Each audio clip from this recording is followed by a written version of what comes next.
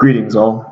Just to provide a little clarification, remember I will be splitting my time between the two roles. I'll be splitting the time between the park ranger that we had agreed upon, and of course Mrs. Chang, who will be your guys' biology teacher.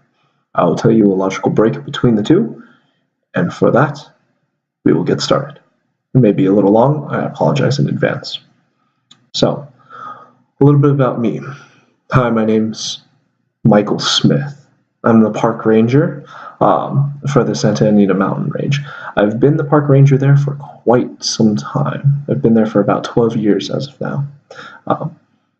For me, forestry's always been about finding the truth and finding that within nature. For me, there's no better way of coming to a conclusion than embracing nature and really figuring out things for yourself.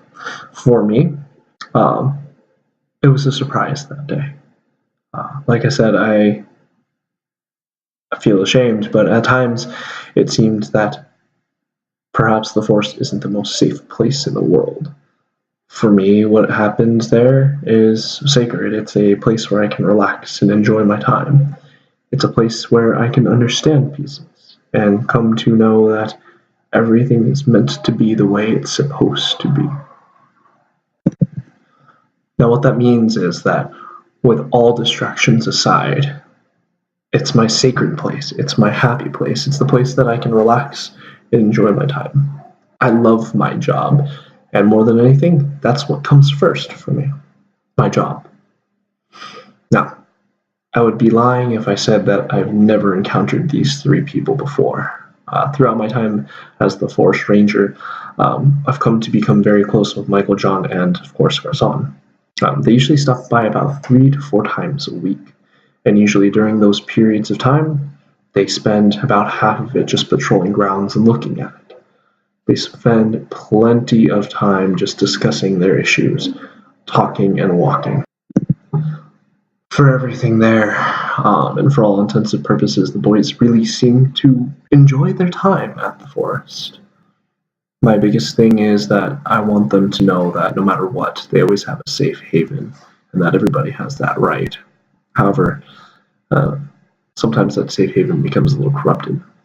Now, the Santa Ana Mountain Range itself is not a particularly huge place. It's not a place that has a lot of details. It's not a big place in general for exploration. In fact, I'm pretty sure that most of the people here who live in Santa Ana wouldn't even know that it existed.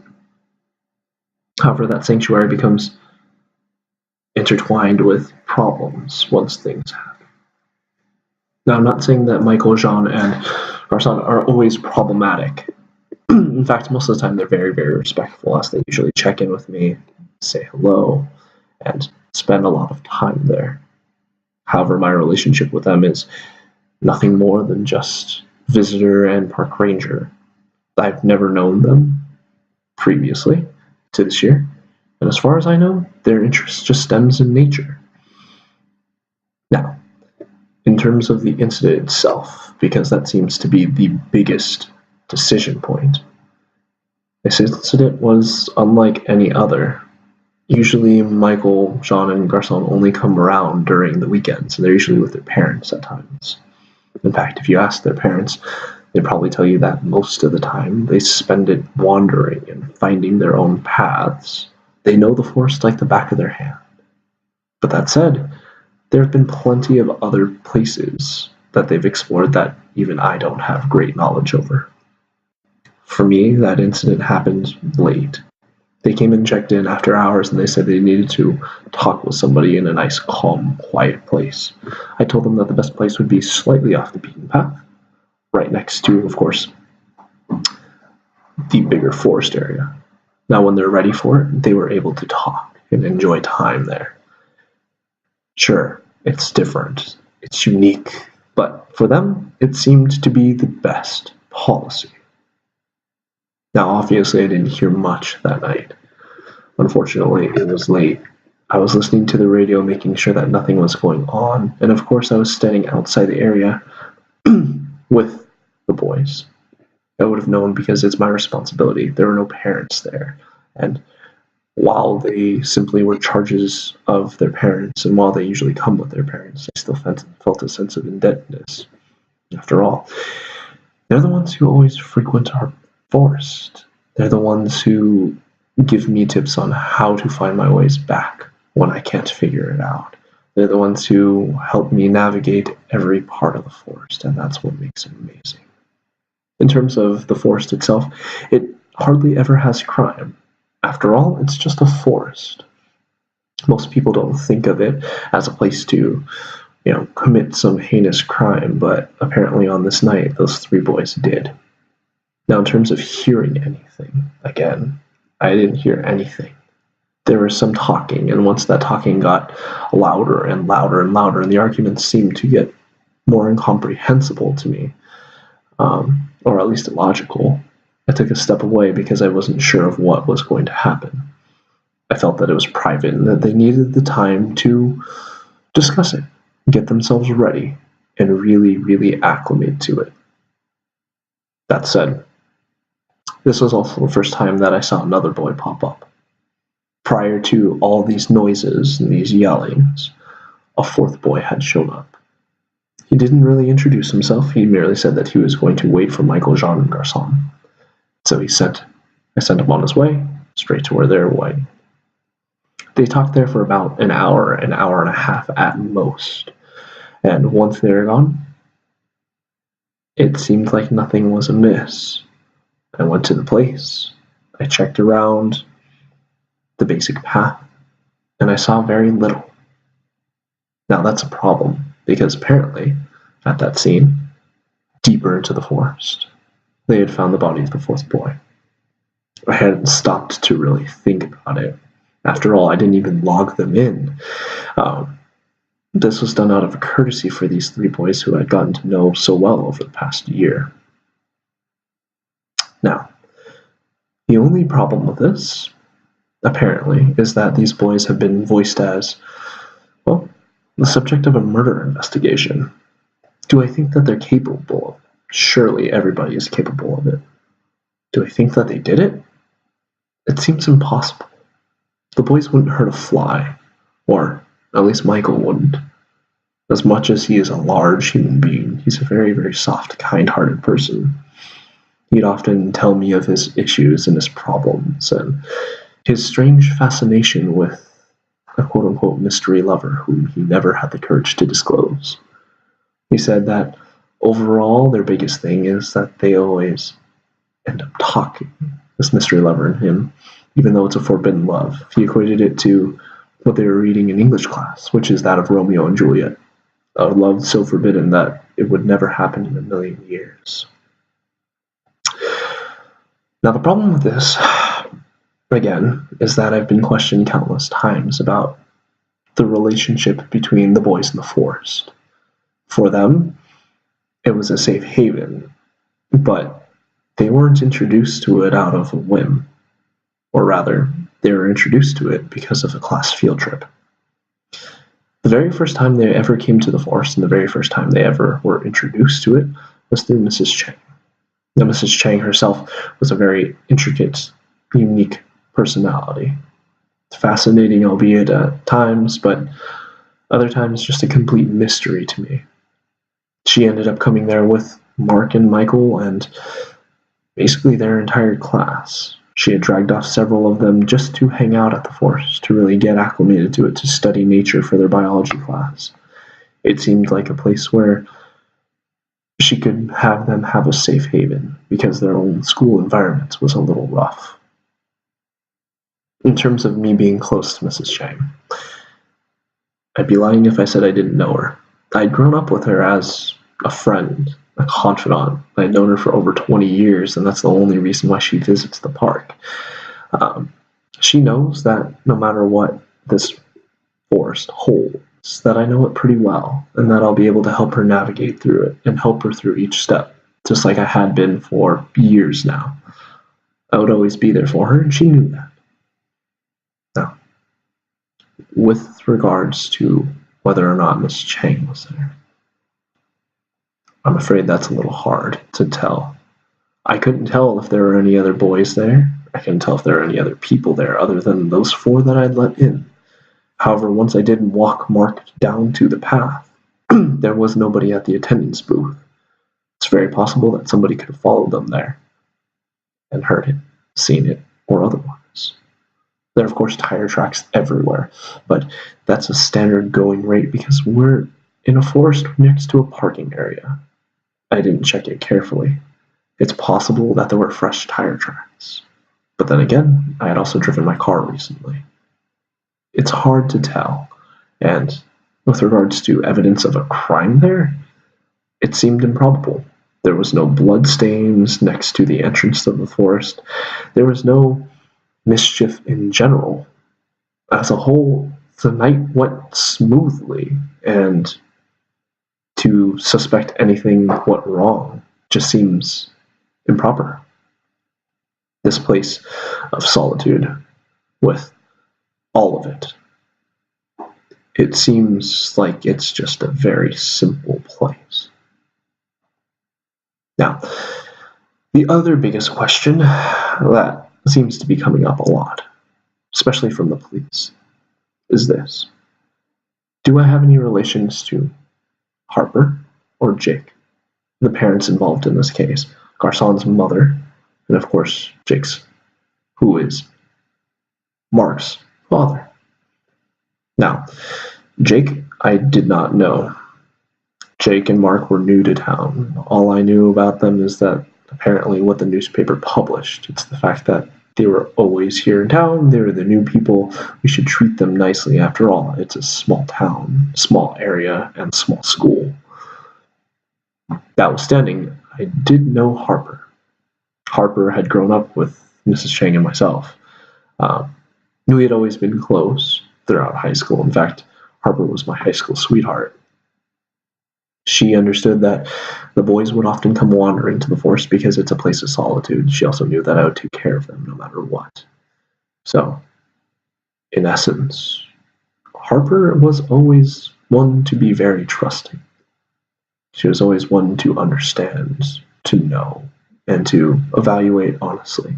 She also knew that with her son and her son's friends' disabilities, that there would be a lot of judgment passed. She gave them this time to explore nature and to have me there to help them navigate it so that way they can navigate that world much like they navigate their social world, by trial and error, by figuring out, and by having somebody there to help guide them through their mistakes. Okay, guys, so that was, of course, your park ranger. We're now going to be moving on to Mrs. Chang. I apologize, I'm not going to give a girl voice, but nonetheless, I'm going to try and answer your questions as best as I can. Here we go. Okay, so I don't have much time to really do a lot, but, well, I guess I need to answer some questions, as it seems to be that a lot of people have questions. For starters, I'm the high school biology teacher and, well, just high school science teacher at Mark, John, Garcon, and Michael's school. It's a small school. It holds about 600 total kids, about K through 12. That means that our high school, especially with the boys, is less than 200. As such, it gives me a unique opportunity to get really close with the students. I have great rapport with a lot of them. Now, in terms of the boys in question, therein lies part of the rub. It's the fact that, well, I can tell that boys will be boys. And as a younger teacher, after all, I'm all of 24, I know that most of them are going to be boys. They want to have a deeper understanding. They want to know us more. And more than that, they always want to push the levels at which they can go. Now, because I'm particularly close to all my students, they like spending time in my room. I don't object to it because it's their safe place. I want them to have the greatest place on earth in school, which is an uncertain environment for most kids, especially those in high school who have just transitioned. Now, Mark was a special one. He came in later than everybody else, and he came in as what I saw as a problemed youth. I wanted to help him. He seemed very smart, very sweet, but not the most social. In terms of John, Garcon, and Michael, they're all brilliant in their own regards. John is my star student. He has been since the beginning of the year. He's always been the straight A student, and even if he didn't study per se, he was always super interested in the content. He would take it upon himself to do external exercises and conduct his own experiments with my consent. He was always the one pushing the boundaries of what could be happening in biology. He's the one that I had the strongest regards for because, well, he was going to be my star student in honors chemistry next year. I made sure that he was ready for it and that he was well prepared. In terms of, well, Garcon. Garcon's a sweet child. But I do say that he's a sweet child because he had troubles in my class. Though he was fascinated with the subject, he could never wrap his head completely around it. He would often mistake basic anatomy, and he wouldn't be able to judge things properly. That notwithstanding, he was excellent at understanding flora, fauna. He was excellent at understanding basic other life forms other than humans. Maybe it was just a disconnect with people, but he understood the workings of nearly every other thing. He could combine things like no other, and for lack of a better thing, I always had him run his little experiments. His experiments ranged from chemistry to biology, and as such I had no problem pushing him forward into the honors chemistry program as well. I figured that his progress with the biology, with all the instances, would translate very, very well into, obviously, the honors chem class. Last but not least is Michael. Michael is, well, different. He's been here for 2 years. He's also been my student for 2 years. And as much as he tries really hard, he really doesn't get the subject matter. I can tell that he's very interested in anatomy because he's a boy, and biology, moreover, because it's about the study of life, and it's something that he himself does not fully comprehend. But in terms of being excellent at the area, I would say he's not. He was a decent student, where Mark, John, and Garcon were usually competing for, or rather, where Mark and John were competing for the top 100. Garcon would usually be in the 80s. Michael would be in the 70s. Sometimes failing, sometimes not. It just depends on whether or not he had the time to dedicate to it because he was always playing football. In terms of conflict in my class, that's a problem. I first noticed that Mark wasn't getting along with him, but I give him time to acclimate. It was the fact that I wanted them to all get better. And as such, I wanted them to become friends. I pushed them to be in the same groups, for labs, for studies, and for all the rest. I also encouraged them to compete because I think it's healthy with one another. As such, I raffled off various items that I had laying around. Daiso is a very great place to find, well, random trinkets to give to your students. For me, it was easy. I just had to go to the section that appealed to them most. For me, it seemed obvious. They liked angles. They liked exact measurements. They liked being precise and clinical. So for those who were in my top study group, of which Garcon, Mark, and Michael, and, well, just all 4 of them, really, were in, I gave them all metal rulers. This is to denote that they were the top of the class. The rest of them had ranking systems below that. You would have, of course, wood rulers, and you would have plastic rulers for the very bottom. Only problem is, because Michael's grades kept going lower and lower, and it seemed like he was going to eventually cheat off of Jean or Garcon, I had to stop it. I took away his metal ruler, and at the end of the day, what he was left with was nothing. Now, do I like any of them? Of course I like them as students. Were they obviously flirtatious with me? Absolutely. Would I ever do anything with a student? That is preposterous. I could never, ever do that with any student.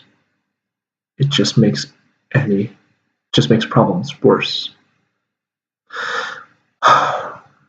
Now, because I have such a strong rapport with them, a lot of them saw me either as a mother figure, a sister figure, or, in the case of some, probably as a romantic interest.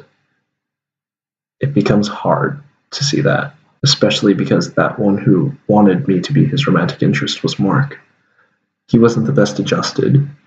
He was younger, he was picked on by, well, according to him, everybody at his old school. And when he came here, he was looking for a fresh start. He leaned on me a lot for emotional support, and as a teacher, I leave my door open to it. I'd say that most of them had a real deep connection with me because they felt that this was the place they could hang out. Being part of that metal ruler club meant a lot to them. It meant they could use my classroom after hours when I was preparing lessons, so that way they could study more or get more help. It meant that they were able to come in during lunch and have a lunch with me and hang out and just talk for hours. Now, the boys have always been a little off. All of them. That includes Mark. I wouldn't say that they acted any different on that day, the last day that I saw him. I would say, if anything, that day was pretty normal. They wanted it to be pretty steady. It was an easy day, and there was nothing much to it. That said, it was hard on Mark because John had officially won the contest. The contest that I'm referring to, of course, is best student. In my silly way, I like to reward our best students with candy, especially on the last test. I know that Mark got annoyed because he hadn't had as much time to study as John, but John passed him on this last test. John officially had the highest grade in this class. Now, biology love aside, because they all showed it very clearly with their ever-invigorated spirit within the class, they tried to spend as much time as they could here. You know, for Michael, he would often spend the periods before, if he was kicked out, in my class, just to hang out and get some work done. For Jean and, well, Garcon, they were hardly ever out of my class. They spent every waking moment that they could in my class, and most other teachers had a hard time keeping them in there. They'd always insist that the class that they work best in was my class. So they would come to my class no matter what period, no matter who I was teaching. They were there, with an aide, of course, waiting and being regulated.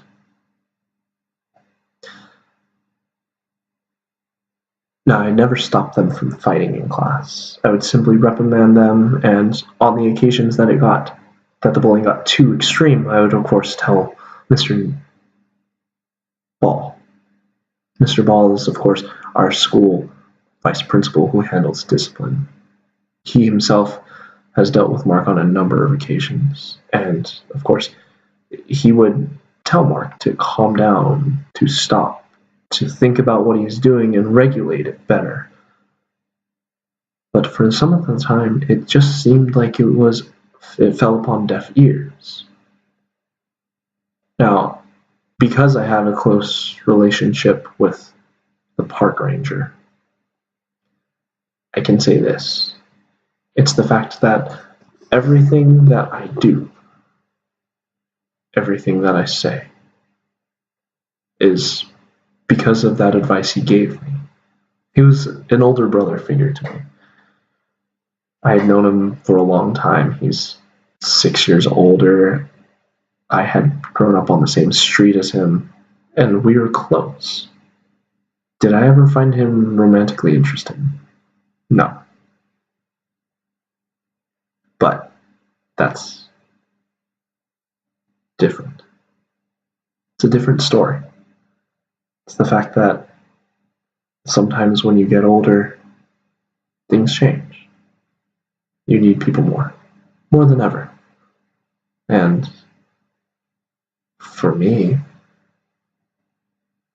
it seemed like I needed him more at the time of my greatest need. And he was there for me, always. Especially because all three of the boys were draining to deal with. And I say three because Michael wasn't hard to deal with. He was always asking me for help. He was asking me to write love letters with him because one day he was going to get the courage to give it to the girl he loves. I find that kind of cute. I find it kind of funny, but he trusted me. I would never betray that trust. The others, with their incessant insisting on being in my class and being close to me and all the rest, it drains you. And so I had to confide in somebody. That's why I ended up confiding in my friend.